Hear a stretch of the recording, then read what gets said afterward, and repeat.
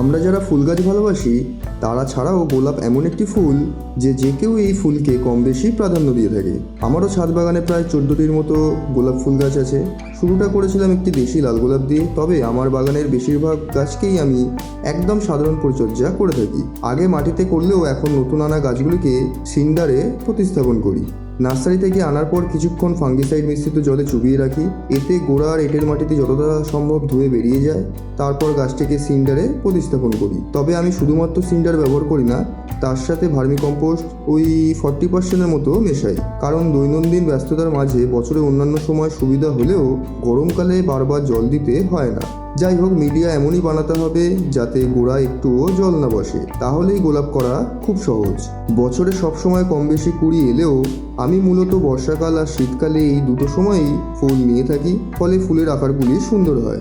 শীতের প্রায় 1-1.5 মাস আগে কাটাই ছাটাই করে দিই, ফলে নতুন নতুন ডাল আসে, আর গোলাপে যত বেশি নতুন ডাল তত বেশি ফুল। আর খাবার বলতে গোড়ায় জৈব খাবার, বছরে অন্যান্য সময় সবজি পচা জল, আর শীতকালে সর্ষের খোল পাতলা করে, এবং তার সাথে হিউমিক অ্যাসিডও গোড়ায় ব্যবহার করি।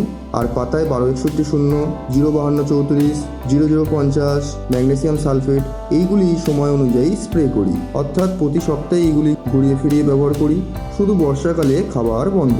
আর কীটনাশক হলো কাকা এবং কনফিডার, এটাও অল্টারনেটিভ করে, এবং প্রতি মাসে অন্তত একবার ফাঙ্গিসাইড। ব্যাস, এই সাধারণ উপায়েই আমি আমার এই গোলাপ গাছগুলোকে পরিচর্যা করে থাকি।